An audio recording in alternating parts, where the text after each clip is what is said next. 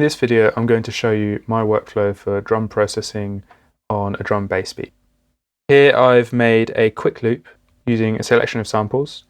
These are just dragged and dropped into the project with no prior processing applied, so let's have a listen to that.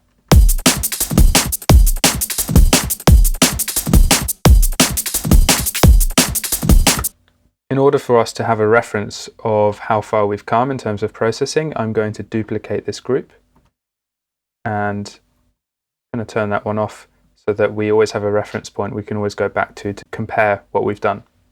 The first thing I want to do is looking at tightening up some of these breaks. So let's have a listen to them on their own. Sounding pretty good. Keep that for now. What about this one?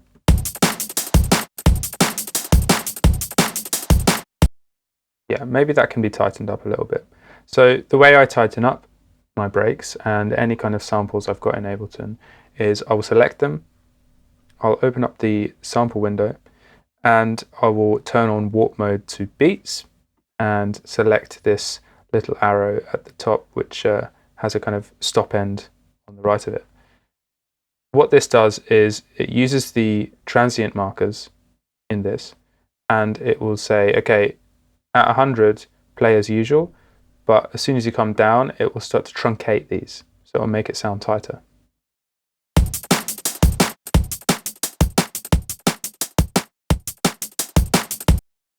You can hear how that's happening there. Something to note is that some of these transients don't actually have transient markers, so it's worth putting them in.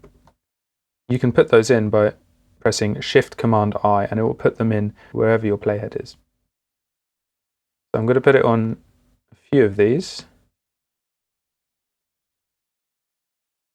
And yep, that looks good. I'm going to leave this one for now. Now, it's only done it for one of these clips, this last one. I'll have to go through and do it for all of these as well, or I can copy.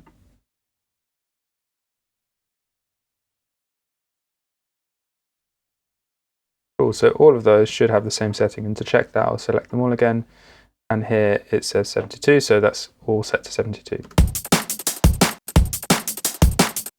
Quite subtle, but it's just tightening up that break. I may choose to do it to this one as well. Let's do that. Set that to the truncated one and then turn this down.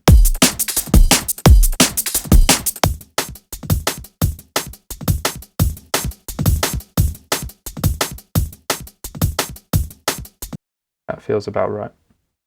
Now that I've done that, the next step I usually take is I will just make some quick level balancing. I think the hats can come down a bit for starters, so let's just eyeball that.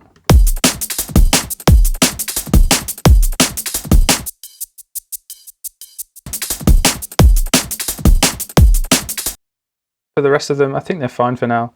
We can always come back to volume balancing later, and I usually do as I change and I add processing. Next, I'll add an EQ to each channel and remove any unnecessary low end. This is going to give me more headroom to work with when I get to processing the drum bus. I might also take the opportunity to shape some of the sounds by boosting frequencies or cutting any problem areas. I'll do this one by one. I'm going to bring in my favorite EQ. It doesn't really matter what you use. And I'm listening here for, like, what do I want the emphasis to be on? I don't really want it to be the kick. This is far more concentrated in the high end. So I will add a low cut or high pass. I'll have a listen to it with everything in context so I know how far I can push this without affecting too much of the character.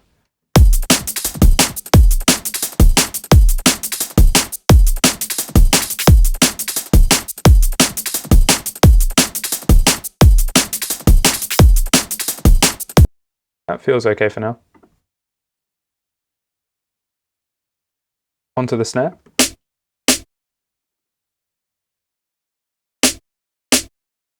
There's quite a lot of low end there. I'm just going to go up to here just short of the fundamental. And it's a very bright snare. I might cut a little bit here.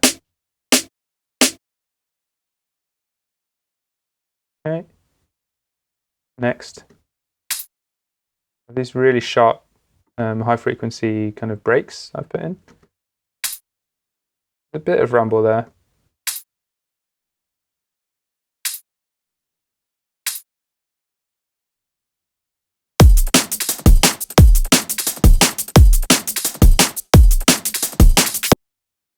Okay, next, the main break.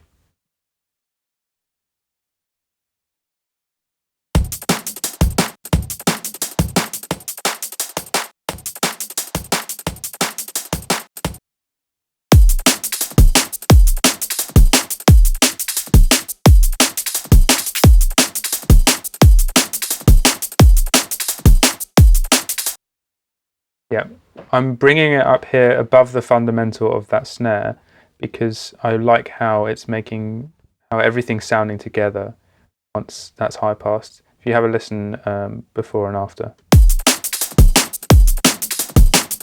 That's quite a thick, woolly snare, and as I go up, it starts to become a bit more defined.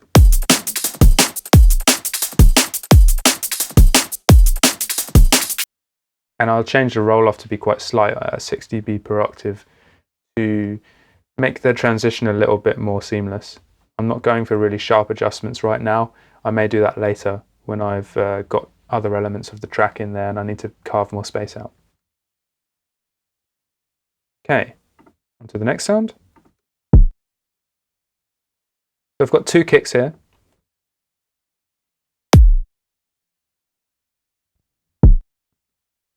And they're quite different. I want these two kicks different so that there's a bit of dynamics in this track. I'm going to quickly group them to make life a bit easier. And add my EQ.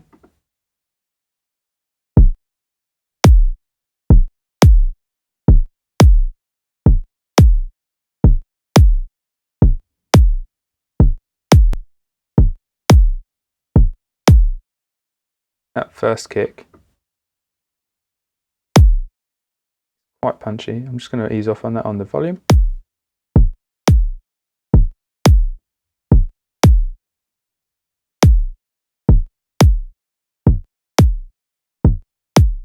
Probably get away with that much.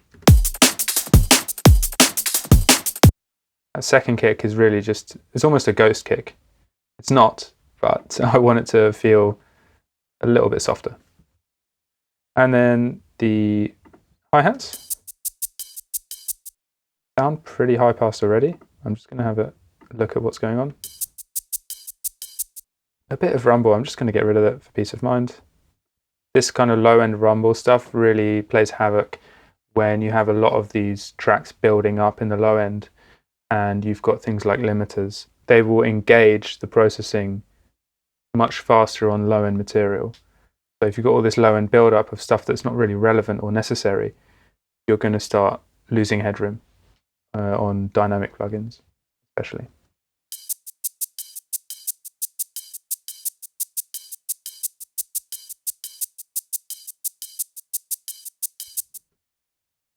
So all we've done now is done a bit of transient shaping, a bit of volume balancing, and some high-pass EQing. And let's have a listen to how much that's changed the sound from our basic samples.